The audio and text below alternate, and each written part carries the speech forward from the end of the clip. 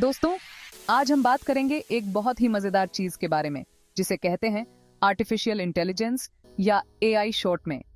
AI या artificial intelligence नई बिजली है। ये हमारे स्मार्टफोन से लेकर गाड़ियों तक सब कुछ पावर करता है। एआई का मतलब है ऐसी मशीनें जो सीख सकती हैं और फैसले ले सकती हैं। कभी अपने फोन पर कोई फनी फिल्टर यूज किया है? वो एआई है। कभी अपने स्मार्ट स्पीकर से अपना फेवरेट गाना सुना है? वो भी एआई है। एआई डॉक्टर्स की मदद कर रहा है बीमारियों को जल्दी पहचानने में, हमें अपने फोन से बात करने में और गाड़ियों को चलाने में भी। ये जादू की तरह है, लेकिन जादू की जगह हम यूज करते हैं कोड।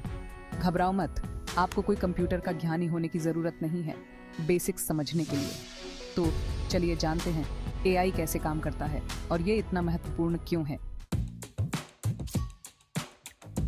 सोचो, आप अपने कुत्ते को एक नया ट्रिक सिखा रहे हो। आप उसे दिखाते हो कि क्या करना है। जब वो सही करता है तो उसे इनाम देते हो, और जब वो गलती करता है तो उसे सुधारते हो। एआई भी बिल्कुल ऐसा ही है। ये असल में कंप्यूटर्स को हम इंसानों की तरह सोचना और सीखना सिखाने के बारे में है। हम कंप्यूटर्स को निर्देश देते हैं, जिन्हें कहते हैं एल्गोरिदम, और बहुत सारा डेटा सीखने के लिए। फिर जैसे आपने अपने कुत्ते को ट्रेन किया था, एआई इस डेटा का यूज करके पैटर्न सीखता है और फैसले लेता है। तो का मतलब है ऐसी स्मार्ट मशीन्स बनाना जो हमारे आसपास की दुनिया को समझ सके, उसका मतलब निकाल सके और उस पर प्रतिक्रिया दे सके, बिल्कुल हमारी तरह। कमाल है ना? अब आइए थोड़ा अंदर झांकते हैं और देखते हैं कि एआई कैसे काम करता है। इसे ऐसे समझो जैसे आप केक बना रहे हो। एआई के लिए हमें 4 मुख्य इंग्रेडिएंट्स की जरूरत होती है: डेटा, एल्गोरिदम, कंप्यूटिंग पावर और मॉडल। जैसे हम किताबों और अनुभवों से सीखते हैं, एआई डेटा से सीखता है।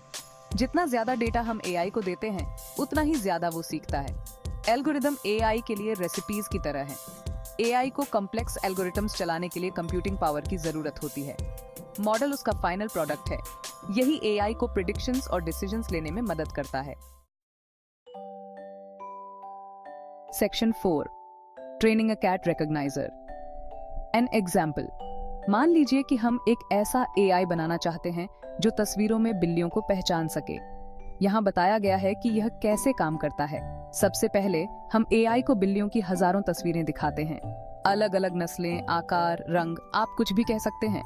हम उसे उन चीजों की तस्वीरें भी दिखाते हैं जो बिल्लियां नहीं हैं, जैसे कुत्ते, कार और पिज्जा। अब एआई इन तस्वीरों का विश्लेषण करने के लिए एक एल्गोरिथम का उपयोग करता है। ऐसे पैटर्न और विशेषताओं की तलाश करता है जो एक बिल्ली को परिभाषित करती है। ये नुकीले कान, मूंछें और एक शराबी पूंछ जैसी चीजें सीखता है। एक बार जब एआई को लगता है कि वह एक बिल्ली को पहचान सकता है, तो हम नई तस्वीरों के साथ इसका परीक्षण करते हैं। अगर ये गलत हो जाता है तो हम इसे ठीक करते हैं और एल्गोरिथम को समायोजित करते हैं।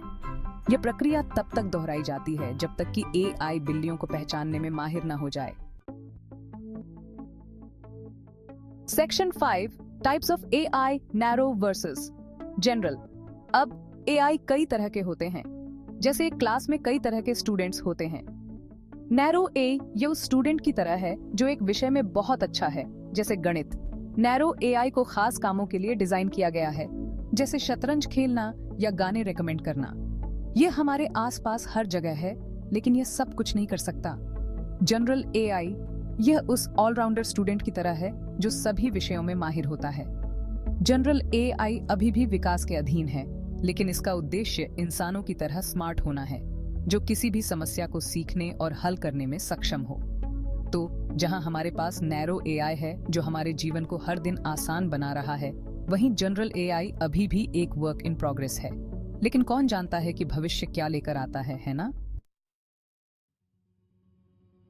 Section 6, machine learning teaching machines to learn. याद है हमने कैसे एआई के डेटा से सीखने के बारे में बात की थी। मशीन लर्निंग उसके दिमागदार कजन की तरह है। यह एआई का एक खास प्रकार है जो कंप्यूटर को बिना स्पष्ट रूप से प्रोग्राम किए सीखने देता है। इसे ऐसे समझें, कंप्यूटर को हर एक डिश के लिए विस्तृत रेसिपी देने के बजाय हम उसे सामग्री देते हैं और उसे प्रयोग करने देते हैं और खुद ही सबसे अच्छी रेसिपी निकालने देते हैं। बढ़िया है ना? मशीनें अलग अलग तरीकों से सीख सकती हैं। सुपरवाइज्ड लर्निंग जैसे एक शिक्षक छात्रों की देखरेख करता है, हम एआई को लेबल वाला डेटा देते हैं। अनसुपरवाइज्ड लर्निंग यहाँ हम एआई को स्वयं डेटा का पता लगाने देते हैं। रीइंफोर्समेंट लर्निंग ये कुत्ते को इनाम और दंड के साथ प्रशिक्षित करने जैसा है। एआई अपने एनवायरनमेंट के साथ बातचीत करके और अपने कार्यों के लिए प्रतिक्रिया प्राप्त करके सीखता है। Section 7, the ethical side of AI. बड़ी शक्ति के साथ बड़ी जिम्मेदारी आती है ना? एआई के लिए भी यही बात लागू होती है। एआई का जिम्मेदारी और नैतिकता के साथ उपयोग करना महत्वपूर्ण है। हमें यह सुनिश्चित करने की जरूरत है कि एआई निष्पक्ष और पक्षपाती न हो। हम नहीं चाहते कि यह किसी के साथ भेदभाव करे। हमें लोगों की गोपनीयता की रक्षा करने की भी जरूरत है। यह एक टीम प्रयास है। डेवलपर्स, नीति निर्माताओं और उपयोगकर्ताओं को मिलकर काम करने की आवश्यकता है। एआई एक आकर्षक क्षेत्र है। यह हम पर निर्भर करता है कि हम इसका बुद्धिमानी और जिम्मेदारी से उपयोग करें।